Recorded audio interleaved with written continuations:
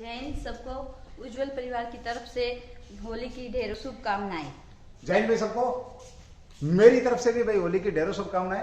और सबसे बड़ी बात यह है कि आज मैम आई थी आपके बीच में भाई होली की शुभकामनाएं देने के लिए। सुबह से बोलने के मैंने भी बच्चों को होली की शुभकामनाएं देनी है। तो शुरू करते हैं आज की क्लास भाई अपनी। जैसा कि सबसे पहले तो बात करें होली की, ये इस प्रकार का त्योहार है, आपको पता है कि बुराइयों पर जो अच्छाई की जीत होती है हमेशा ही होती है। चाहे आप कुछ भी, चाहे इतिहास उठा करके देखिए, चाहे आप कोई मूवी वगैरह देखते हैं या कोई कहानी सुनते हैं, तो सब में एक ही चीज दिखाई जाती है, और वो दिखाई जाती है क्या, कि किस प्रकार से अच्छाई जो है वो बुराई पर विजय हासिल करती है। तो ये त्योहार भी, हालांकि इस त्योहार का जो आज की डेट में अगर हम बात करें तो इसका थोड़ा सा मतलब कुछ लोगों ने और निकाल लिया। ठीक है, चलिए हम बात करते हैं आज के अपनी क्लास की। शुरू करते हैं पहला ही क्वेश्चन। अभी हाल ही में जब होली का त्योहार है तो इसमें ऐसा ही क्वेश्चन आपके बीच में घूम रहा है भाई। अभी आपका गुरुग्राम चर्चा में है, गुरुग्राम चर्चा में है। तो गुरुग्राम चर्चा में क्यों है? वैसे तो चर्चा में रहता है हरियाणा का गुरुग्राम। अभी यहां पर जैसे होली दीपावली जो छुट्टी होती है आप लोगों की, तो आप शांति से रहना चाहते हैं ना, तो शांति, विश्व शांति जो केंद्र बनाया जा रहा है, कहां पर बनाया जा रहा है? आपका गुरुग्राम के अंदर। तो लेते हैं पहला ही क्वेश्चन में आज का, शुरू करते हैं अपनी क्लास। क्वेश्चन नंबर 1, सीधा सा क्वेश्चन भाई। पहला विश्व शांति केंद्र कहां पर बनाया गया? पहला विश्व शांति केंद्र कहां पर बनाया गया? जो कि अपनी तरीके का भाई, कहां पर बनाया गया? कहां पर बनाया गया? बनाया गया। चलो भाई, बहुत से लोग देख रहे होंगे, अक्सर बिल्कुल रंगीले होकर आए हुए हैं भाई। बिल्कुल अभी होली जस्ट खेल के आ रहा हूं, लेकिन मैं तुम्हें नहीं भूला भाई। मुझे मेरा पता था कि मेरा जो कर्तव्य है वो मैं पूरा करूंगा ही करूंगा, चाहे मैं किसी भी ड्रेस में, कैसे भी, किसी भी हालत में आप लोगों के बीच में पहुंचूं। ठीक है, तो मैं भगवान से दुआ करूं कि जिस हाल में मैं खड़ा हूं, आपका हालत आज इससे भी ज्यादा बुरी हो। फिलहाल इस हालत में आप जब मेरे को देख रहे हो, उस समय तो सही रहे, लेकिन फिलहाल जो समय चल रहा है उसकी बात कर रहा हूं मैं। ठीक है भाई, जिसको देसी भाषा में हरियाणा में दुल्हन भी कह देते हैं, है ना। कुछ पीट चुके होंगे, कुछ गोबर गाबर लगवा चुके होंगे, कुछ कलर लगवा चुके होंगे। चलिए बात करते हैं हम अपने टारगेट की तरफ बढ़ने की। तो विश्व शांति कहां पर मनाया गया? विश्व शांति केंद्र आपका कहां पर बनाया गया? बहुत ही शानदार क्वेश्चन आपका रहने वाला है। तो भारत का पहला विश्व शांति केंद्र बनाया गया आपका क्या भाई? भारत का पहला विश्व शांति केंद्र भाई। विश्व शांति जो केंद्र है कहां पर बनाया गया आपका? ये तो गुरुग्राम के अंदर। कहां बनाया गया भाई आपका? गुरुग्राम। सीधी सी बात करें गुरुग्राम की, तो गुरुग्राम के अंदर ये आपका मनाया गया भाई। ठीक है, और अपने तरीके का ये पहला भाई, अपनी तरह का जो शांति केंद्र है, अपनी तरह का पहला है। देखिए, हम यहां पर बात करें शांति की, शांति है नहीं वैसे, ये अलग बात है कि शांति नहीं है, किसी के पास भी नहीं है शांति, है ना। कोई तो रख रहा होगा शांति। खैर, रूस यूक्रेन वार हो रहा है, वहां पर भी शांति नहीं है ना। आज त्योहार है तो वहां पर भी शांति नहीं है, और मुझे भी शांति नहीं है कि मैं तुम्हारे बीच में आ गया क्लास लेकर के। कुछ तो सोच रहे हैं डिस्टर्ब कर दिया सर ने आज। चलिए भाई, तो यहां पर गुरुग्राम के अंदर, जैसा कि आपको पता है, गुरुग्राम का पहले नाम क्या था? गुड़गांवा नाम था भाई इसका। गुड़गांवा के नाम से इसको जाना जाता था। साथ ही यहां पर क्वेश्चन तुम्हारे लिए कि इसे गुड़गांवा से गुरुग्राम कब बनाया गया?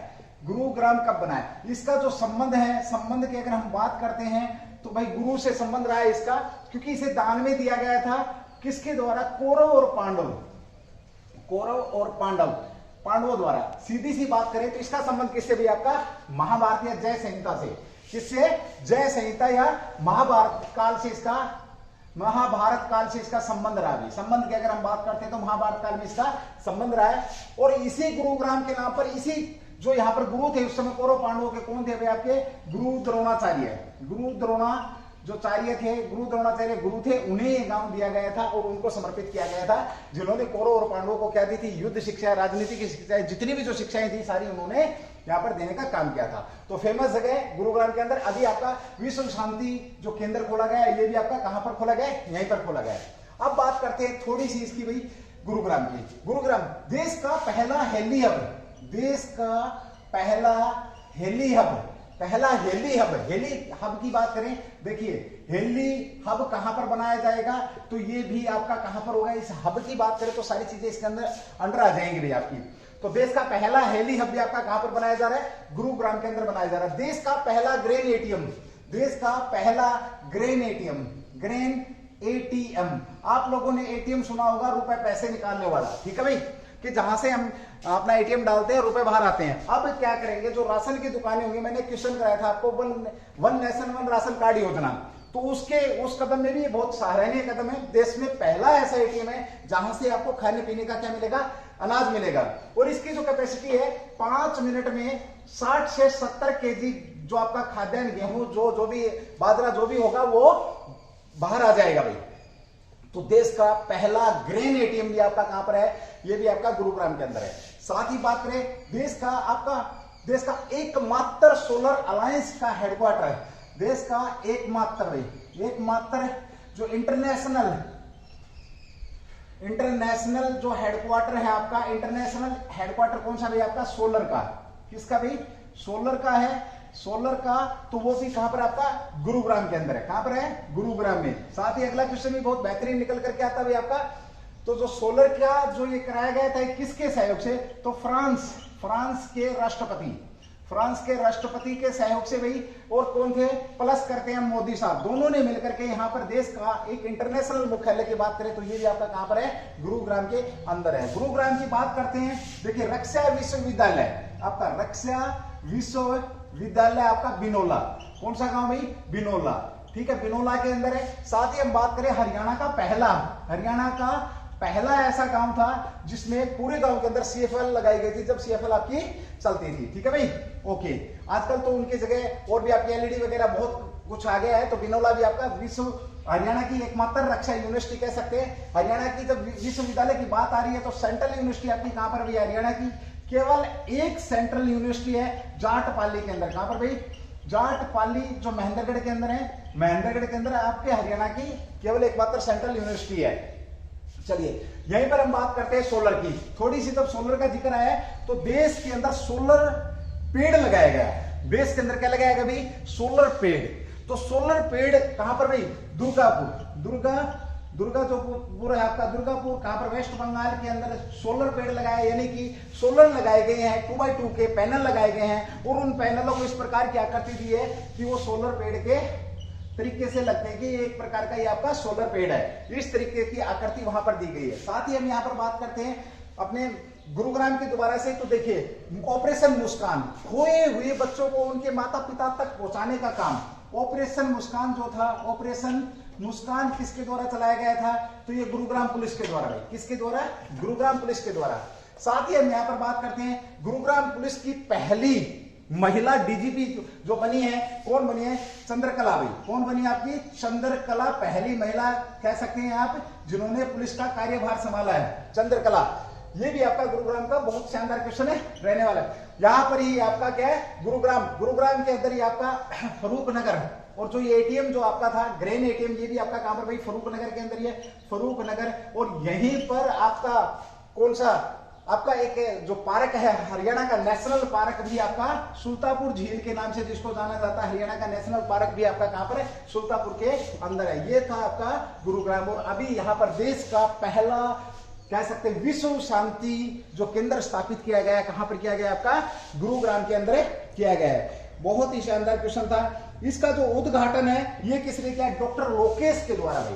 उद्घाटन की अगर हम बात करते हैं तो डॉक्टर लोकेश के द्वारा इसका क्या किया गया, उद्घाटन किया गया। और ये कितने दिन में बनकर तैयार हो जाएगा आपका, तो 2 वर्ष में बनकर के आपका ये तैयार हो जाएगा भैया, तैयार हो जाएगा। चलिए दोस्तों इसका स्क्रीनशॉट ले लेंगे, उसके बाद बढ़ते हैं अगले क्वेश्चन के ऊपर। एक बार रफ करूंगा इसको, उसके बाद आगे बढ़ेंगे। ये था आपका गुरुग्राम का पहला ही क्वेश्चन था। होली के जो उत्सव के ऊपर हमने शांति की बात करी यहाँ पर, और भगवान से दुआ करते हैं भैया आपका विश्व के अंदर भी शांति बनी रहे, नहीं तो दुनिया तीसरे विश्व युद्ध के मुहाने पर खड़ी हुई है।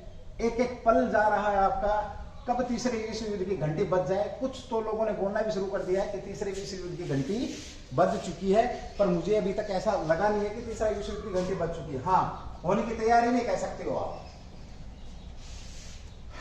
चलिए अगले क्वेश्चन पे बात करेंगे। शायद आप लोगों ने स्क्रीनशॉट वगैरह इसका जो भी था आपने ले लिया होगा।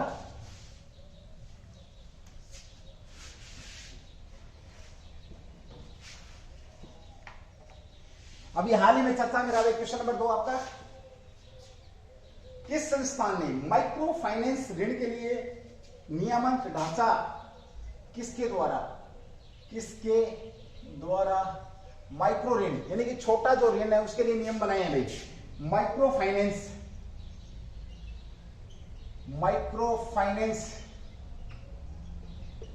फाइनेंस के लिए, माइक्रो फाइनेंस ऋण के लिए नियमों का ढांचा बनाया। नियमों का क्या भाई? नियमों का ढांचा बनाया, ढांचा तैयार किया है, या जो भी आप समझे, चर्चा में रहा भाई आपका। ठीक है, ओके। इसकी बात करते हैं माइक्रो फाइनेंस वर्ड आते ही सबसे पहले तो आप लोगों के दिमाग में एक बात आ गई होगी कि इसका संबंध सीधी सी बात है पैसे से। कर्जे का जब जिक्र आ गया तो भी पैसे से है ना। तो चलिए, इसका जो नियमों का जो नियम बनाए हैं, नियम किसने अभी नियमों का ढांचा तैयार किया? तो आपका RBI, reserve bank of India, RBI ने ये नियम बनाए हैं आपके। आरबीआई को लेकर के हम यहां पर थोड़ी सी बात करेंगे। देखिए, भारतीय रिजर्व बैंक ने जो छोटे ऋण के लिए अपने कुछ नियमों का ढांचा तैयार किया है, और वो चर्चा का विषय है, क्योंकि ये बड़े ऋण देता है, आपको पता है, लॉन्ग टर्म के भी देता है, खैर शॉर्ट टर्म के इतने ज्यादा नहीं देता, लॉन्ग टर्म ऋण भी देता है, बैंक के नाम से भी इसको इसीलिए जाना जाता है। इसके ऊपर हम एक बार बात करेंगे। तो सबसे पहले बात करते हैं आरबीआई की स्थापना, रिजर्व बैंक ऑफ इंडिया की स्थापना कब हुई है? तो स्थापना की बात करते हैं तो इसकी भाई 1935 में। कब हुई है स्थापना? 1935। ये कोई नहीं पूछेगा आपसे, क्वेश्चन पूछेगा कि आरबीआई की स्थापना किस अधिनियम के तहत की गई थी? तो आरबीआई अधिनियम 1934 के तहत हुई। तो आपका आरबीआई जो रिजर्व बैंक ऑफ इंडिया अधिनियम 1934 के तहत, आरबीआई अधिनियम 1934 के तहत इस बैंक की स्थापना की गई थी भाई। ठीक है, ओके। यहां पर एक क्वेश्चन और बड़ा शानदार आपका फंस जाता है। क्वेश्चन फंस जाता है कि आरबीआई की जो स्थापना की गई थी, अधिनियम आया था 1934 के तहत, 1935 में की गई थी, तो इसकी सिफारिश किसने करी थी? सिफारिश यानी कि किसके कहने पर, इसी क्वेश्चन को घुमाएगा कि किसके कहने पर रिजर्व बैंक ऑफ इंडिया की क्या की गई थी भाई? स्थापना की गई थी। तो बहुत ही शानदार क्वेश्चन है। ठीक है भाई, तो ये आपका यंग हिल्टन कमीशन भाई, यंग हिल्टन कमीशन के द्वारा सिफारिश की गई थी। शानदार क्वेश्चन आने वाला। अब क्वेश्चन तो यह है कि यंग हिल्टन कमीशन ने कब सिफारिश करी थी? तो 1926 में भाई। कब? 1926 में, 1926 में यंग हिल्टन कमीशन ने सिफारिश करी थी कि देश के अंदर बैंक होना चाहिए आपका कौन सा? जो रिजर्व बैंक ऑफ इंडिया आज हम देख रहे हैं। बैंकों के बैंक के नाम से किसको जाना जाता है? बैंकों का बैंक भी इसे ही कहा जाता है। साथ ही हम यहां पर बात करते हैं कि इस बैंक का राष्ट्रीयकरण किया गया है। तो कब? 1949 में। 1949 में आरबीआई का क्या किया गया भाई? राष्ट्रीयकरण किया गया। राष्ट्रीयकरण की बात करते हैं। देखिए, यहां पर हम कह सकते हैं, क्वेश्चन पूछ लेगा कि प्राइवेट बैंक कब था आपका ये? तो 1935 से लेकर के 1949 तक आपका बैंक किस प्रकार का बैंक था आपका? ये प्राइवेट था। उसके बाद इसका क्या कर दिया भाई? राष्ट्रीयकरण कर दिया गया। बड़ा शानदार क्वेश्चन रहने वाला है।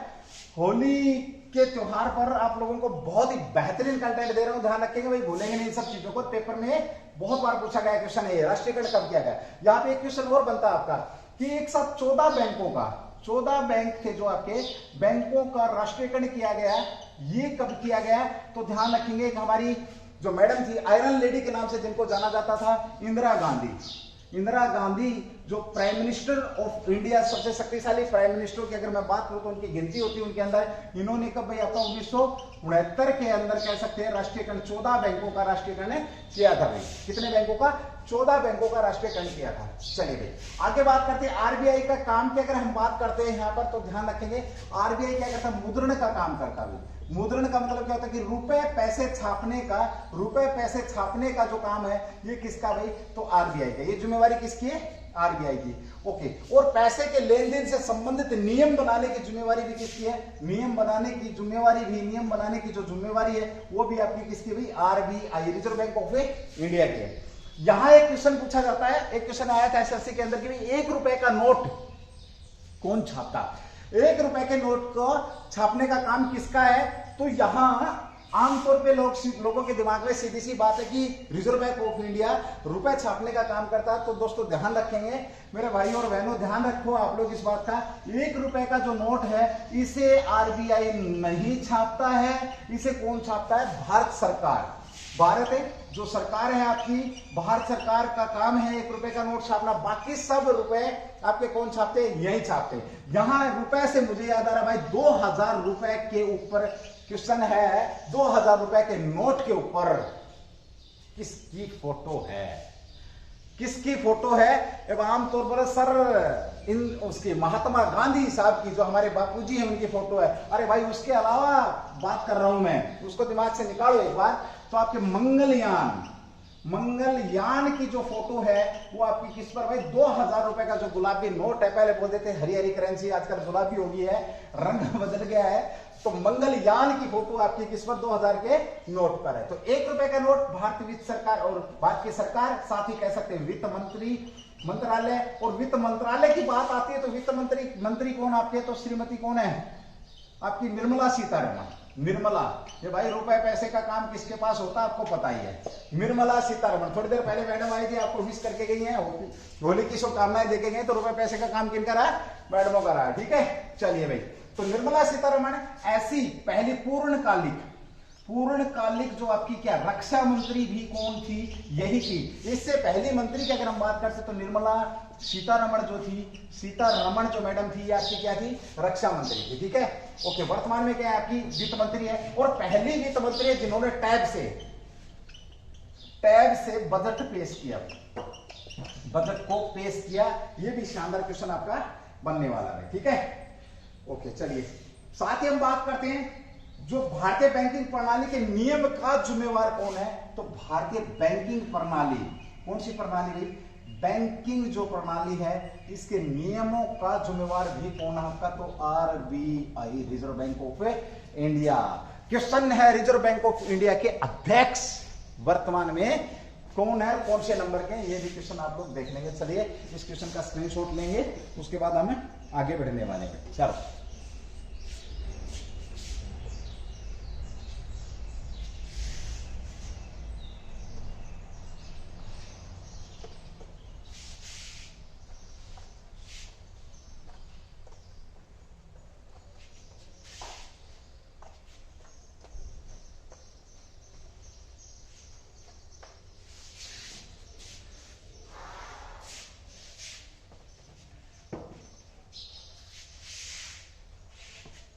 चलिए भाई, आज का क्वेश्चन नंबर 3 है आपका। क्वेश्चन नंबर 3, फसल विविधीकरण सूचकांक का उपयोग करने वाला देश का कौन सा राज्य है? फसल विविधीकरण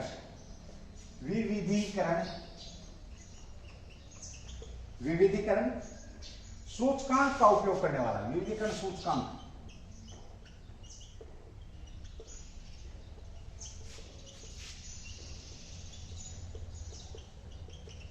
फसल विविधीकरण सूचकांक का उपयोग करने वाला देश का कौन सा राज्य है? कौन सा राज्य है? चलिए, यहां पर बात करते हैं सबसे पहले फसल विविधीकरण सूचकांक। तो ऐसा करने वाला भारत का पहला राज्य कौन सा बना आपका? तेलंगाना। तेलंगाना कौन सा राज्य आपका? तेलंगाना। देश में पहली बार तेलंगाना ने एक सूचकांक के रूप में फसल विविधीकरण पैटर्न दर्ज शुरू किया है। इसने क्या किया? देश में पहली बार भी ऐसा हुआ है कि ये आपका फसल विविधीकरण का जो सूचकांक है उसका पैटर्न जारी किया है। क्या जारी किया इसने? पैटर्न जारी किया है। पैटर्न, जैसा कि आप शब्द से ही समझ पा रहे हैं, आपको पता है पैटर्न की बात कर रहे हैं तो समझ से ही समझ पा रहे हैं आपकी सूचकांक विविधीकरण, यानी कि बहुत प्रकार की जो फसल है उसको किस प्रकार से बोना है, या किस प्रकार से फसलों को लेकर के, किसानों को लेकर के यहाँ पर एक पैटर्न जारी किया विविधीकरण के नाम पर। तो फसल विविधीकरण सूचकांक कह सकते, क्रॉप डिवर्सिफिकेशन इंडेक्स के अनुसार राज्य 77 किस्मों का आता है। तो इसके कारण जो फसल विविधीकरण सूचकांक के अनुसार आपका फसल विविधीकरण सूचकांक के अनुसार जो आपका तेलंगाना राज्य है वो कितनी फसलें उगाता है? अनुसार इसके अनुसार 77 फसल है। कितनी? 77 फसल यहाँ पर ये उगाता है, ध्यान रखिए। जिसमें से लगभग 10 फसलें, 77 किस्में, माफी चाहूंगा भाई, 77 किस्में उगाता है, 77 किस्में।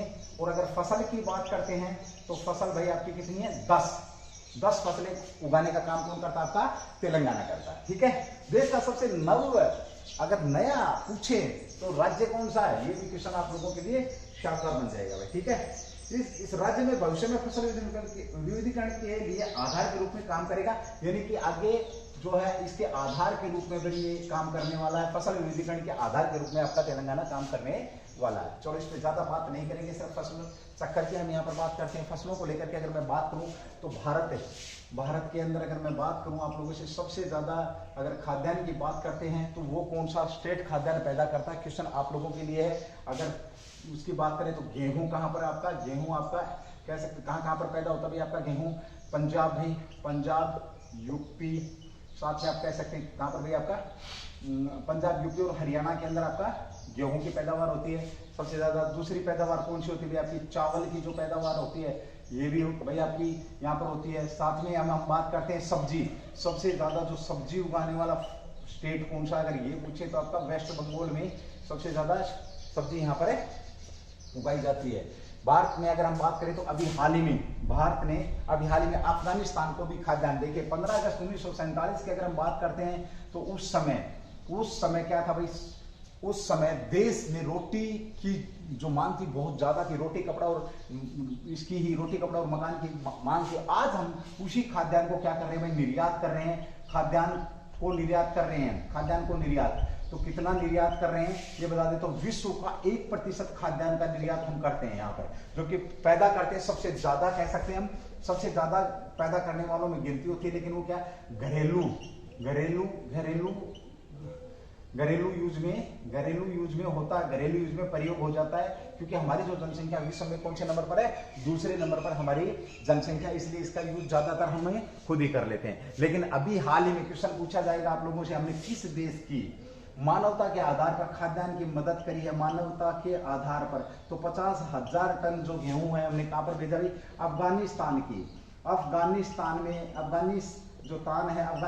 अफगानिस्तान में क्या गेहूं की बहुत मारामारी थी, क्योंकि अभी आप लोगों को पता है वहां पर सरकार का तख्ता पलट हुआ था, तालिबान अमेरिका की सेना वहां से बाहर गई तो तालिबानों ने वहां पर क्या कर लिया, कब्जा कर लिया भाई, ठीक है। चलिए अफगानिस्तान में हमने गेहूं भेजा, वहां पर लिखा गया है, ये पूछ लेगा जो गेहूं के जो बैग है उन बैग पे लिखा गया है भारतीयों की तरफ से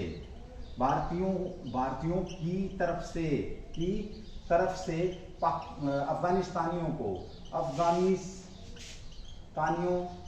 उपहार, ये भी पूछा जाएगा। तो खाद्यान्न का बहुत बड़ा निर्यातक बन करके भी हमें निकलने वाले हैं। साथ ही हम बात करें अभी खाद्यान्नों की कमी हो रही भाई यूरोप में क्या हो रहा है, आपका खाद्यान्नों की भारी कीमत 40% से ज्यादा जो कीमत है वो बढ़ चुकी है, कीमत बढ़ी है। कारण रूस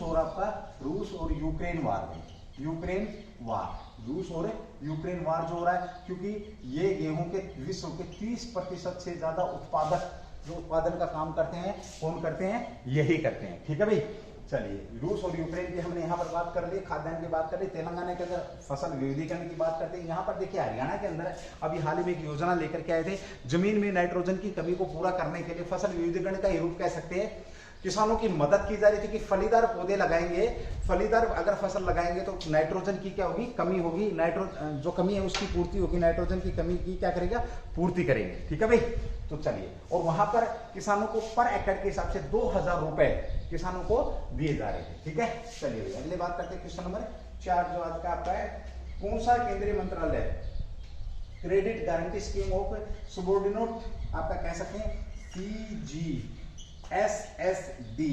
CGSSD किस मंत्रालय के द्वारा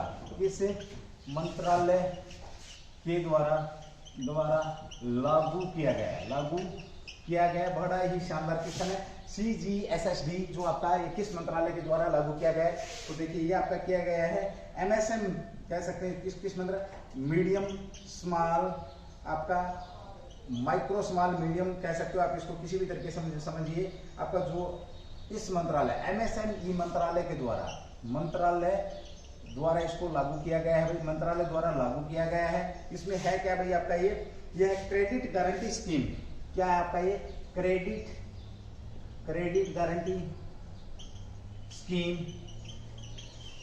guarantee scheme for subordinate debate कह सकते हैं आप इसको,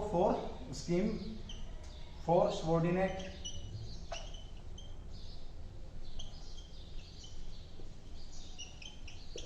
ये स्कीम आपकी लागू करी गई है।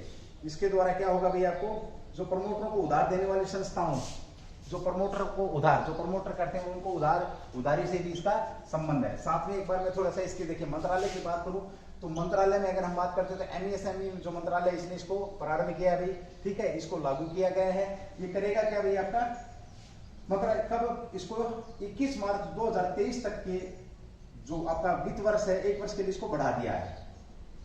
इसे लागू कब किया गया था, अगर हम बात करें तो 2020 में, सबसे पहले जी लेंगे मई 2020 में इसे लागू किया गया।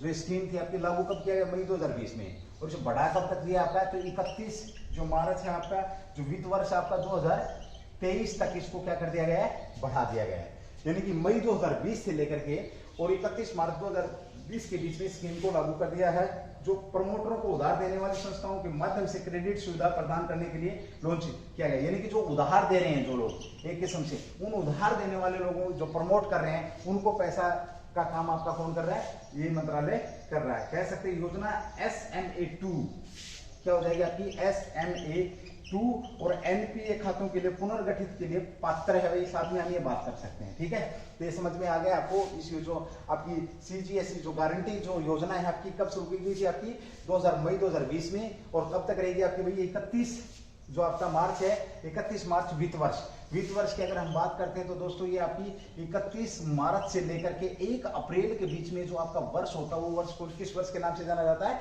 वित्त वर्ष कहा जाता है उसको। 1 अप्रैल जैसे अगर हम बात करें देखिए 2020 की बात करते हैं, 31 मार्च 2020, और ये वर्ष कब तक रहेगा आपका, 1 अप्रैल 2021 तक रहेगा। 20 था 21 तक, यानी कि मार्च से लेकर के 1 अप्रैल तक जो मंथ होते हैं आपके 12, उसको वित्त वर्ष के नाम से जाना जाता है। इस एक वित्त वर्ष के लिए इसको क्या कर दिया, बढ़ा दिया गया है। मंत्रालय की बात करें तो स्मॉल मीडियम जो माइक्रो स्मॉल और आपके मीडियम जो आपके उद्योग है उनके लिए ये क्या है, प्रबंधकर्ता के तौर पे कह सकते हैं, उनकी देखरेख करता है। यहाँ पर मैं पूछूं ये मंत्री कौन है, वर्तमान में MASM के मंत्री कौन है, बहुत बार क्वेश्चन आप लोगों के बीच में मैंने इसको रिपीट किया है। साथ ही यहाँ पर हम बात करते हैं नरेंद्र मोदी के मंत्रालय में कितने मंत्री स्थित हैं, आपके 78 मंत्री स्थित है। कितने प्रतिशत तक मंत्री बना सकते हैं, पॉलिटी का क्वेश्चन है भाई आपका, तो 15% तक लोगों को हम क्या बना सकते हैं, मंत्री बना सकते हैं। चलिए दोस्तों एक बार इसको रफ करूंगा, उसके बाद अगले क्वेश्चन पे हमें बात करेंगे भैया आपकी। चलो भाई,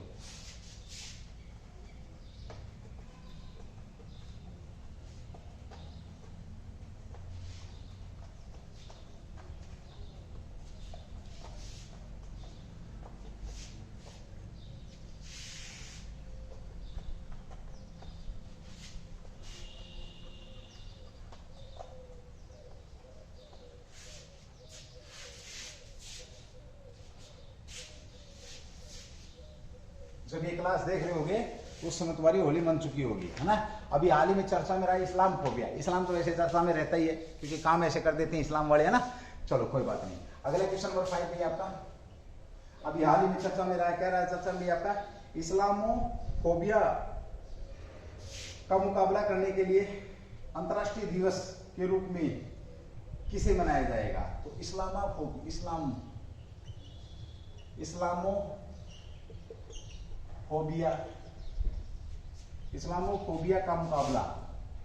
का मुकाबला करने के लिए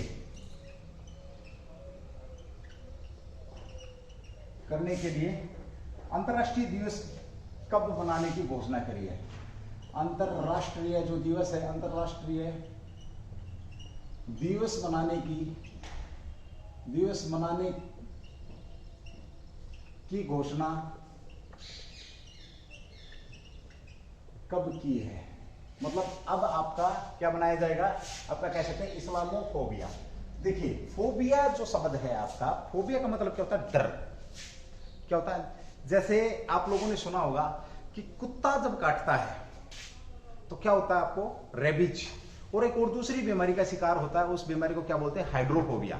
हाइड्रोफोबिया का मतलब क्या होता है, पानी से डरना। अब आप समझ गए होंगे कि किस प्रकार से इसका मुकाबला करने के लिए करने के लिए मुकाबला, इस्लामोफोबिया का मुकाबला करने के लिए अंतर्राष्ट्रीय दिवस मनाने की घोषणा करी है। तो सबसे पहले 15 मार्च को अब आपका इस्लामोफोबिया का मुकाबला करने के लिए अंतर्राष्ट्रीय दिवस मनाया जाएगा। International day to combat islamophobia घोषित किया गया है आपका कब? 15 मार्च को। किसके द्वारा भाई? संयुक्त राष्ट्र संघ के द्वारा भाई इसको घोषणा करी है। किसके द्वारा? संयुक्त राष्ट्र संघ की बात करें तो महासभा ने इसकी घोषणा करी। महासभा, एक बार मैं बात करूं, देखिए संयुक्त राष्ट्र संघ की तो आपकी जो स्थापना 1944 24 अक्टूबर 1944 को यूएनओ की स्थापना की अगर हम बात करें संयुक्त राष्ट्र की 24 अक्टूबर 1944, तो 24 अक्टूबर को आपका यूएनओ दिवस भी मनाया जाता। कब मनाया जाता? 24 अक्टूबर को मनाया जाता, ध्यान रखेंगे। साथ ही बात करें इसके बड़े भागों की तो 6 भाग बड़े हैं। इन 6 भागों में से एक भाग जो अलग है उसका हेडक्वार्टर आपका कहां पर? नीदरलैंड। यानी कि अंतरराष्ट्रीय न्यायालय या कोर्ट कहें तो यह कहां पर आपका? नीदरलैंड के अंदर है आपका। बाकी सारे के सारे ऑफिस एक साथ है, नीदरलैंड के आगे। इस महासभा को विश्व का संसद के नाम से किसको जाना जाता है? तो महासभा, विश्व का संसद किसे कहा जाता है? संसद, तो महासभा को कहा जाता है। साथ ही बात करेंगे हम, एक और है आपका विश्व का पुलिस थाना, तो सुरक्षा जो परिषद है, सुरक्षा परिषद एक और भाग है इसका। सुरक्षा परिषद को क्या कहा जाता है? विश्व का थाना, विश्व का थाने के नाम से किसको जाना जाता है? तो सुरक्षा परिषद को किस नाम से जाना जाता है? तो विश्व के थाने के नाम से सुरक्षा परिषद को जाना जाता है। ये भी आपका शानदार क्वेश्चन रहने वाला है, ठीक है भाई। चलो आगे बात करते हैं। 15 मार्च को घोषणा कर दी आपकी अंतर्राष्ट्रीय दिवस के रूप में मनाया जाएगा। प्रस्ताव संयुक्त राष्ट्र द्वारा अपना लिया गया। यह 55 मुस्लिम देशों द्वारा प्रायोजित किया गया था, धर्म और विश्वास की स्वतंत्रता के अधिकार पर जोर देने के लिए। उद्देश्य क्या है? इसका उद्देश्य है धर्म व स्वतंत्रता के अधिकारों पर जोर देता है। स्वतंत्रता के अधिकारों पर जोर देता है। मतलब सीधी सी बात करें, देखिए किसी धर्म में जो इस्लाम धर्म के अंदर जो फैली बुराइयां उनको दूर करने के लिए, या जो धर्म के अनुसार जो चलने वाली बातें हैं उनको मानने के लिए ये अंतर्राष्ट्रीय दिवस के रूप में मनाया गया। 55 देशों ने ऐसा किया था कि भाई ये मनाना चाहिए। तो 55 मुस्लिम देशों द्वारा प्रायोजित किया गया था। जो प्रस्ताव रखा गया था, सीधी सी बात करें, कितने देशों ने प्रस्ताव रखा? यानी कि जो अच्छी चीजें हैं उनको ग्रहण करो धर्म के अनुसार, जो चीजें ठीक नहीं है उन्हें छोड़ दो। तो प्रस्ताव लेकर के आया गया आपका यूएनओ में। तो यूएनओ में कितने देशों ने प्रस्ताव लेकर के आया? तो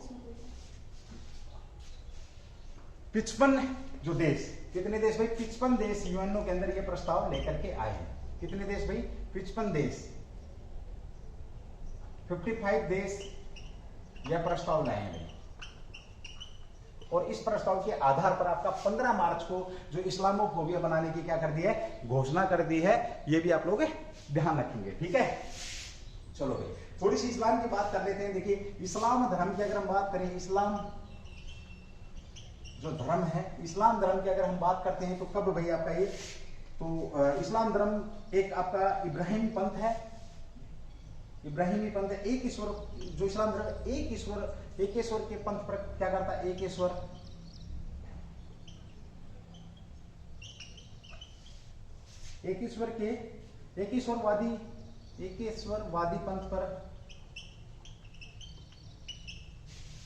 एकेश्वरवादी पंथ पर क्या देता? जोर देता है। यानी कि इस्लाम धर्म के अनुसार जो लोग हैं वो एक ही ईश्वर पर क्या करते हैं?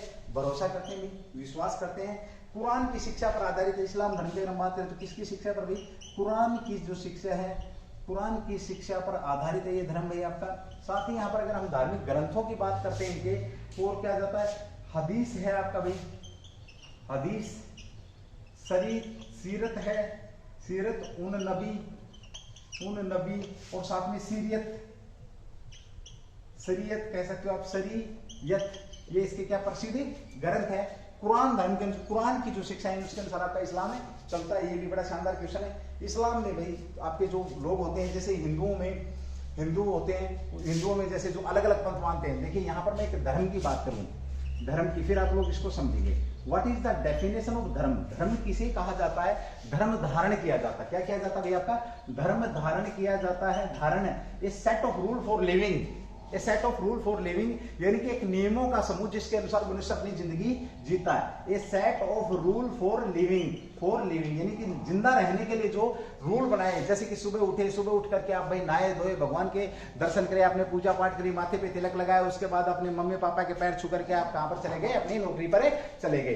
तो एक सेट ऑफ रूल फॉर धर्म, यानी कि हमारे धर्म की मैं बात करूं, हिंदू धर्म की बात करूं तो हिंदू धर्म के अनुसार जैसे हम दुर्गा माता की पूजा करते हैं, सरस्वती माता की पूजा करते हैं, काली माता की पूजा करते हैं, बजरंग बली की पूजा करते हैं, यानी कि धर्म क्या किया जाता है कि वे बनाया गया है धर्म, set of rule for living, that is धर्म। धर्म धारण किया जाता है। यहां पर देखिए धर्म कभी अलग नहीं हो सकता है, तो एक धर्म कभी अलग नहीं हो सकता, लेकिन पंथ निरपेक्ष सुना होगा, पंथ आपने, तो धर्म के अंदर पंथ आपका क्या हो सकता है, अलग हो सकता है। धर्म कभी अलग नहीं होता, पंथ अलग हो सकता है। कैसे अलग हो सकता है, देखिए हम हिंदू धर्म की बात करें तो हिंदू में क्या हो जाएगा भाई, जैसे हम निरंकारी को मानते, निरंकारी जो है आपका, उसमें एक दूसरे के पैर छूते लोग, ठीक है। कुछ शाश्वत नाम वाले हैं, कुछ राधा स्वामी जो पंथ है, राधा स्वामी वाले भी हैं, है ना, अलग अलग, कुछ रामपाल बाबा वाले भी हैं, अलग अलग पंथ मान रहे हैं लोग, लेकिन ध्यान रखें धर्म के नाम से वो क्या केवल हिंदू है। इसी तरीके से अगर हम जैसे मान लिया मुसलमानों की बात करें तो शिया है, शिया मुस्लिम है, सुन्नी मुस्लिम है, कौन सा मुस्लिम है, अहमदिया भी है भाई, अहमदिया, यानी कि धर्म इनका क्या है, एक है। धर्म अलग नहीं हो सकता, पंथ अलग हो सकता है। ये बड़ा शानदार क्वेश्चन बनता है आपका। अगर हमें यहाँ पर बौद्धों की बात करें तो देखिए श्वेतांबर है आपका, जैनों की बात करें श्वेतांबर है, श्वेतांबर और दिगंबर। श्वेतांबर की बात करें, श्वेतांबर जो लोग वो जैन धर्म के अनुसार तो सफेद वस्त्र पहनते हैं, आपने देखेंगे धोला सा चोला पहन के और ऐसे ऐसे कुछ वो साफ करते हुए चलते हैं, आपके श्वेतांबर, यानी कि श्वेत वस्त्र, जैन धर्म में जो लोग श्वेत वस्त्र धारण करते हैं उन्हें क्या बोला जाता है, श्वेतांबर। और जो लोग वस्त्र धारण करते ही नहीं है, जो वस्त्र पहनते ही नहीं है, यानी कि जो नंगे रहते हैं, उन्हें क्या बोला जाता है, दिगंबर। तो वो दिगंबर संप्रदाय है, ये आपका श्वेतांबर है, ठीक है भाई। यहीं पर अगर बौद्ध की बात करें तो हीनयान और महायान, बौद्ध धर्म के अनुसार अगर हम बात करते हैं तो हीनयान, कुछ लोग हीनयान को मानते हैं, कुछ महायान को मानते हैं, यानी कि एक धर्म के अनुसार, यानी कि गृहस्थ जीवन में रहते हुए धर्म का पालन करना, धर्म का प्रचार करना, और एक ये कि आप बिल्कुल गृहस्थ जीवन को छोड़ करके केवल साधु सन्यासी बन करके रहते हैं, एक आपका ये पंथ हो जाता है, ठीक है। तो यहाँ पर हम इस्लाम पंथ की बात कर रहे हैं। इस्लाम पंथ की स्थापना की अगर हम बात करते हैं तो देखिए इसकी कब 613 ईस्वी में जो मोहम्मद पैगंबर है, मोहम्मद साहब है, मोहम्मद साहब ने क्या किया था भाई, मोहम्मद साहब ने अपने उपदेश देने आरंभ किए। ये मैंने अभी आप लोगों को बताया कि ये एकेश्वरवाद के ऊपर क्या करते हैं, अपना एकेश्वरवाद के ऊपर चलते हैं, यानी कि एक ही ईश्वर, एक ही अल्लाह, एक ही भगवान, उसके ऊपर चलते हैं। तो मोहम्मद साहब ने 613 में अपने प्रवचन देने प्रारंभ किए, और यहीं से इस घटना को हम मान लेते हैं, क्या इस घटना को मान लेते हैं हमें इस्लाम धर्म की स्थापना। भाई इस्लाम धर्म की स्थापना यहीं से हम मान लेते हैं, जो अपना उपदेश और ज्ञान देना इन्होंने प्रारंभ किया था।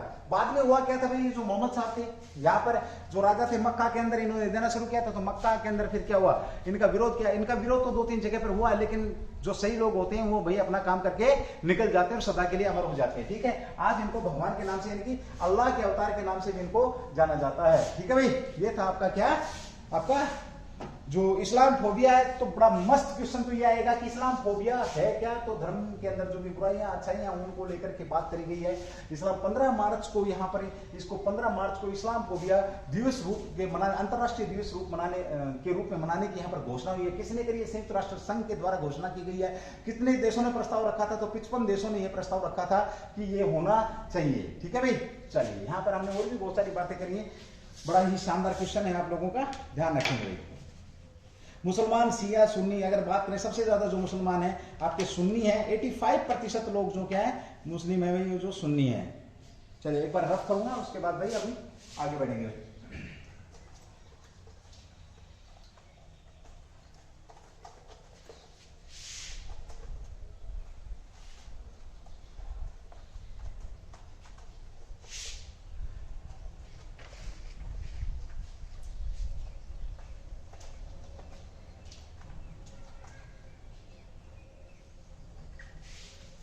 चलिए अगले क्वेश्चन की बात करते हैं। अभी हाल ही में यूरोपीय किसने संघ प्रदूषणकारी वस्तुओं की आयात पर कार्बन, किसने भी अभी हाल ही में कार्बन शुल्क लगाने की घोषणा करी है। आपने शुल्क तो बहुत सुने होंगे, तो कार्बन शुल्क की बात हो रही है यहाँ पर क्वेश्चन नंबर आपका 6 में। किस प्रकार का शुल्क, चर्चा में रहा भाई आपका, चर्चा में रहा कार्बन सीमा शुल्क, कार्बन सीमा शुल्क इसके द्वारा कार्बन सीमा शुल्क ये क्या है, क्या है? चलिए भाई, ये एक प्रकार का कर है। यहां पर मैं बात करूं इसकी, देखिए कार्बन शुल्क की बात करूं, सबसे पहले इस क्वेश्चन का आंसर ले लेते हैं, चर्चा में क्यों है। देखिए आपका भाई ये यूरोपीय संघ, यूरोपीय जो संघ है, इस संघ ने किस वक्त प्रदूषणकारी वस्तुओं की आयात पर, भाई प्रदूषणकारी वस्तुओं की आयात पर, दिमाग लगा के भाई, ये प्रदूषणकारी जो वस्तुओं के आयात पर कर लगाया इन्होंने, कार्बन कर। ठीक है, अब इस बात को समझ जाना भाई, समझ गए ना तो पता लग जाएगा आपको। देखो कार्बन कर की बात कर रहा है, प्रदूषणकारी जो वस्तुएं हैं जिनका आयात कौन कर रहा है, यूरोप कर रहा है। यूरोप का व्यापार अटा पड़ा है, भरा पड़ा है, सस्ती कार्बन पैदा करने वाली जो वस्तुएं हैं जो आपकी वो सस्ती जा रही हैं, और वहां पर उन वस्तुओं को महंगा करने के लिए एक और कर चेप दिया, ताकि जो यूरोपियन देश हैं वो आपकी व्यापार वाणिज्य में क्या कर सके, व्यापार और वाणिज्य में उनका कंपटीशन कर सके। भाई सीधी सी अगर मैं बात करता हूं यहां पर, तो किसने लगाया आपका ईयू, यूरोपियन जो यूनियन है, इसने प्रदूषणकारी वस्तु के आधार पर दुनिया का पहला कार्बन डाइऑक्साइड उत्सर्जन शुल्क लगाने का फैसला किया। किसने भी आपका, तो प्रदूषणकारी वस्तुओं, ये हो गई वस्तुओं के आयात पर, जो कि आपकी क्या करती है, CO2 उत्सर्जित करती है, CO2 उत्सर्जन शुल्क, CO2 उत्सर्जन शुल्क लगाया जाता है। ठीक है, ओके। अभी यहां पर बात करें, इसका जो प्रयास किया जा रहा है कब से हो रहा है भाई, 2020 से EU 2020 से EU जो आपका है स्टील, सीमेंट, उर्वरक, एल्युमिनियम, बिजली आयात पर कार्बन डाइऑक्साइड उत्सर्जन कर लगाया जा रहा है। 2020 से प्रयास किया जा रहा है। कौन है कोई नहीं, कौन है इधर? नहीं, आज होली नहीं खेलूंगा मैं, आज होली मेरी बच्चों के साथ हो रही है, मैं क्लास बनाऊंगा। ठीक है, मेरी चल रही है क्लास, चलती क्लास में डिस्टर्बेंस नहीं हुई। ठीक है, माफी चाहूंगा, थोड़ी देर बाद बात करूंगा, ट्यूशन करवा दूंगी, उसके बाद देखते हैं। चलो भाई, उसके बाद है CO2 कार्बन डाइऑक्साइड जो उत्सर्जन लागू करने का प्रयास कब से हुआ, 2020 से भी। बारीक विवरण को अंतिम रूप नहीं दिया गया था, ये था अभी, और इसको अभी अंतिम रूप देने की बात चल रही है। विदेशी सामानों में कार्बन डाइऑक्साइड लगातार लागत लगाकर कम सामान, जो मतलब कुल मिला के जो मैंने यहां पर बात करी थी आपकी, क्या, तो यूरोप के अंदर जो सामान है, यूरोप के अंदर जो सामान है, वो सामान क्या हमारा सस्ता भी, हमारा जो सामान सस्ता है, सस्ता जो दूसरे देशों से जा रहा है वो क्या है, सस्ता सामान है। इस सस्ते सामान को टक्कर देने के लिए इन्होंने टैक्स लगा दिया, कार्बन टैक्स।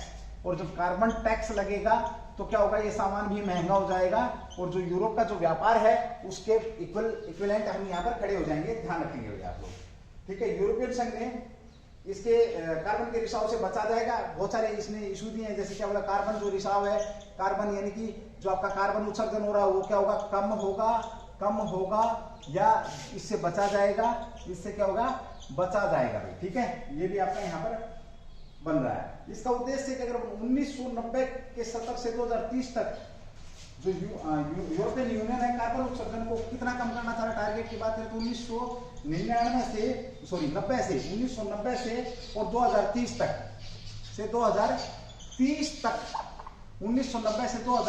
तक जो कार्बन है उत्सर्जन कितने प्रतिशत कम करना है, तो 55% कम करने का जो टारगेट रखा है, किसने रखा है, तो 55% कम करने का टारगेट रखा है। ये टारगेट किसके द्वारा रखा गया था, यूरोपियन यूनियन के द्वारा। इसमें भी क्या होगा भाई, आपका यूरोपियन यूनियन के द्वारा जो टारगेट रखा है, इससे भी क्या होगा, इससे भी फायदा होगा। इसके अगर हम बात करें, इससे फायदा होगा, क्या होगा, ये अपने टारगेट के नजदीक जाएंगे। यहां पर हम पूछा जाता है, भारत के अंदर 0% कार्बन की टारगेट 2070 में मेरी तो टिकट कट गई होगी भाई, पक्का कंफर्म है ना। तो 2070 में क्या होगा भाई आपका, 2070 में कई तो बोलेंगे हाँ और क्या अमर पटना लेके आया क्या, जिंदा रहेगा 2070 तक। उस समय जब तुम बैठे रहोगे तो भाई देश में जो कार्बन का उत्सर्जन है वो 0% होगा, यानी कि कार्बन होगा ही नहीं। तो एक तीर से दो शिकार किए, एक तो क्या कार्बन बोला हमारा का तो है ना, कार्बन उत्सर्जन कम हो जाएगा, हमारा उद्देश्य पूरा हो जाएगा। काम खाली सिर्फ और सिर्फ क्या है, ये यूरोपियन संघ कर रहा है। यहाँ पर हम बात करते हैं जो EU है ये भयंकर चीज है भाई। इसकी अगर हम बात करते हैं इसके अंदर वर्तमान में देश भाई आपके इसके 27 है। पहले देशों की संख्या करें यूरोपियन संघ में, पहले कितने थे तो भाई ये आपके 28 थे। इससे बाहर कौन हो गया भाई आपका, इंग्लैंड जो है वो इससे बाहर हो गया भाई, ठीक है। अब कितने बच गए, 27। वर्तमान में बात करें जो यूरोपियन संघ के 27 देश हैं, इन 27 देशों में से जो अभी रोड़ा चल रहा है, जिसने पीठ थपथपाई थी किसकी, यूक्रेन की, और पिटवा के पार गया है ना। जो चालबाज लोग हैं यूक्रेन को अकेला पिटता हुआ देख के ताली बजा रहे हम, कौन, तो नाटो के सदस्य है इसके अंदर। कितने भाई, 21 जो देश हैं वो नाटो के सदस्य हैं। इन 27 में से नाटो के सदस्य लिए। साथ ही हम बात करते हैं इसकी जो मुद्रा है, यूरो जो मुद्रा है, क्या है भाई, यूरो, यूरोपियन संघ। ये आपका क्या है, राजनीतिक प्लस आपका आर्थिक मंच है। राजनीतिक और आर्थिक मंच है आपका ये। यहाँ पर कहें ये एक समझौता है कितने देशों का, 27 देशों का, जो कि एक दूसरे से व्यापार करते हैं, ठीक है। इसकी स्थापना की अगर हम बात करें, स्थापना इसकी तो 6 देशों के साथ इसकी स्थापना हुई थी, 6 देशों के साथ भाई। और वर्तमान में मैंने आपको बताई दिया था इसका ये हुई 1957 में 6 देशों के साथ व्यापार करने के लिए। और 1992 में एक संधि हुई थी इसकी, ये जो किस संधि के द्वारा, ये आपकी रोम की संधि के द्वारा इसकी क्या हुई थी, स्थापना हुई थी आपकी यूरोपियन संघ की। साथ ही थोड़ी सी नाटो की अगर हम बात करते हैं तो आपको पता है ये सैनिक समझौता है किसका भाई, यूरोपियन देशों का सैनिक समझौता है। इसके अंदर कितने देश हैं आपके, 30 देश भाग ले रहे। चौधरी कौन है भाई, चौधरी यूएसए है, ठीक है। तो ये आपका था यूनियन संघ। और यूनियन संघ ने हाल ही में कार्बन जो आपका है, कार्बन को लेकर के यहाँ पर क्या बात करी है कि कार्बन टैक्स हम यहाँ पर लगाएंगे। चलिए भाई, ये आज की जो उज्जवल परिवार की तरफ से जो आपकी क्लास थी वो यहीं पे समाप्त होने वाली, क्योंकि बहुत से लोग गुलाल लेकर के वेट में खड़े हैं या इंतजार कर रहे हैं या फोन पे हैं। माफी चाहूंगा, लेकिन जितना समय मैं आपको दे सकता था उतना समय मैंने आपको दिया। मेरी तरफ से आपको मेरी तरफ से भी, मैडम जयंती की तरफ से भी, उज्जवल परिवार, पूरे उज्जवल परिवार की तरफ से भी आप लोगों को ढेरों शुभकामनाएं। और आज तो आपने मैडम के दर्शन भी कर लिए है ना। आई थी लेकिन बड़ी मुश्किल से पहुंचाई है स्टेज पे कि चलो मैडम बच्चे बड़े याद कर रहे हैं, दर्शनों के पैसे हैं, जैसे तैसे वो आप तक पहुंची हैं। थैंक यू, जय हिंद, जय भारत, डू दी बेस्ट।